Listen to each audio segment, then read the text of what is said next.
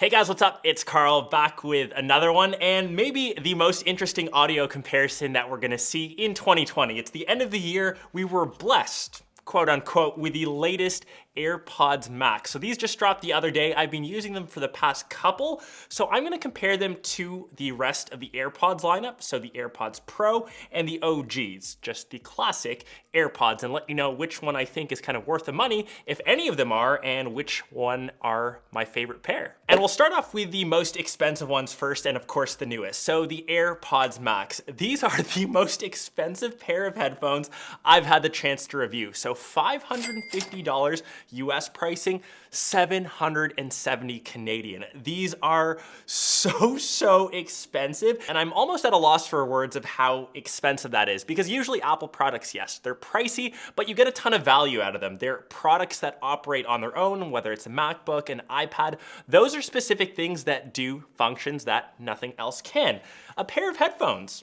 You can listen to music, and you can listen to music on a pair of $5, $10. You can get a pair of $300 over-the-ear headphones, which have kind of been my favorite. These are the Sony WH-1000 Mark IVs. These have kind of been the industry standard for the best in class for noise canceling headphones.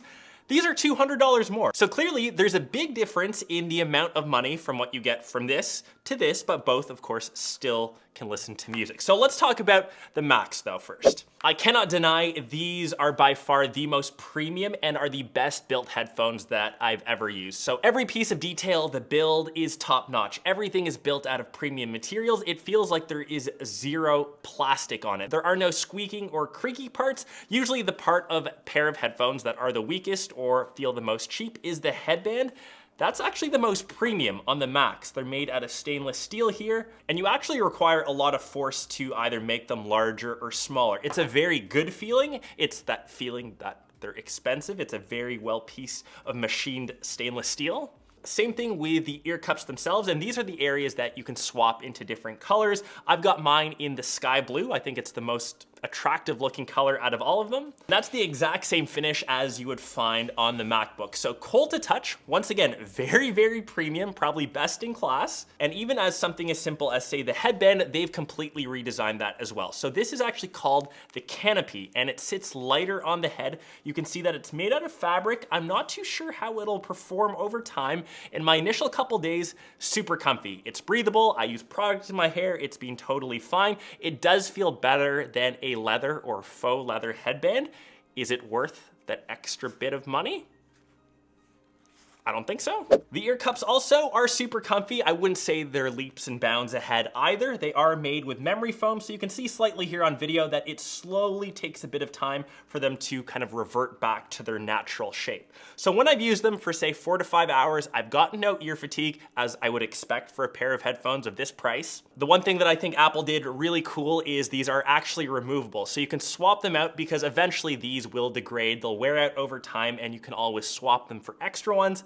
Yep, you gotta dish out that extra $69, $70 for a new pair, but just having that option is always nice, and that definitely increases the longevity of this pair of headphones. So you can definitely have this 5 to 6 years, whereas another pair, they might wear out in that same time period. And to the overall feel and fit, and most importantly, how they actually perform. So you do need iOS 14.3. It just came out, I think, the other day. So make sure you download that. Once you've got that, you compare that to, say, your iPhone or your iPad. They sound good, and maybe this is where it's tough to convey over video. I'm not really an audiophile. Perhaps I'm not listening to the best type of music. It isn't leaps and bounds better than, say, my Sonys. They're not $200 better than this pair of headphones. Yes, the bass is nice and deep. Yes, the audio sounds crispy, but I think with a pair of headphones, you hit that point in what we call in tech, or just anywhere in general, the point of diminishing returns. Once it gets over that certain point, going anywhere higher isn't really worth the price, and I think that's really the case with the AirPods Max. The active noise canceling them on is pretty good, so say, Nick, say something to me. What's the score in today's PLS? I can't hear you. I can see his mouth moving. I can't tell what he's actually saying. And they've got this little button on the right-hand side, and that will enable passive noise canceling. So now when you say something... What are the scores in PLS right now? EPL. EPL, I knew that.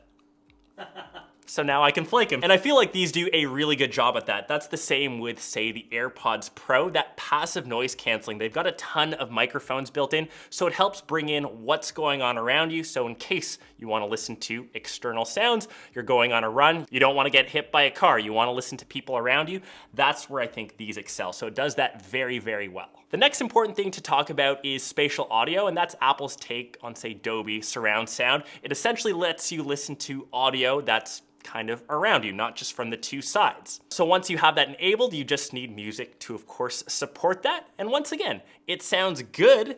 Does it sound that much better than on a regular pair of headphones? I honestly don't think it's worth that extra money. Maybe if you're a true audiophile and really appreciate that extra bit of sound, yeah, it could technically be worth it. But I think for most people, making that extra jump probably isn't. The thing that I don't agree with the most, it's sitting off to the side. I mentioned this in my unboxing video. It's this case. I think it's maybe one of the dumbest things that Apple has come out with. It essentially acts as the protective traveling case for the headphones, so you do need to slide them in. I need to put them in the right way. And once this magnetically seals, this is the only way to, I guess, turn the headphones off or put them onto low power mode. And now this is the way that you carry them.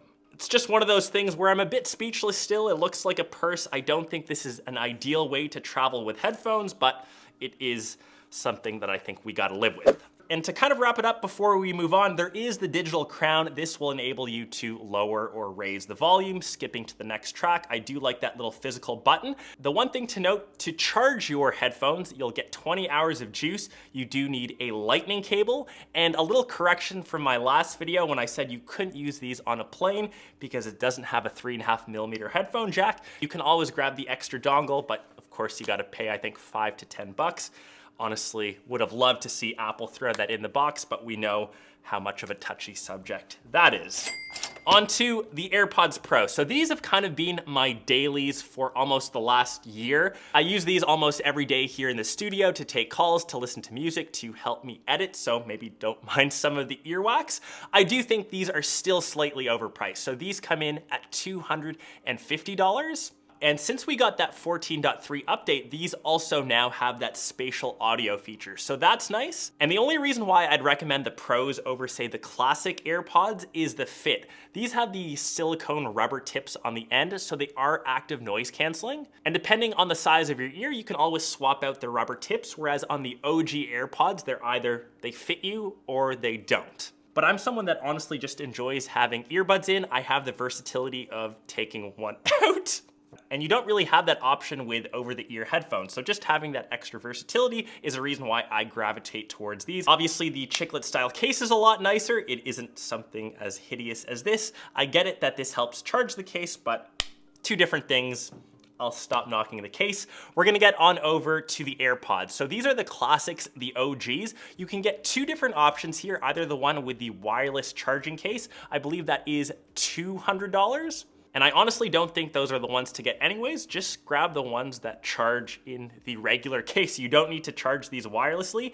If OG AirPods fit your ears, I definitely think these have the best value.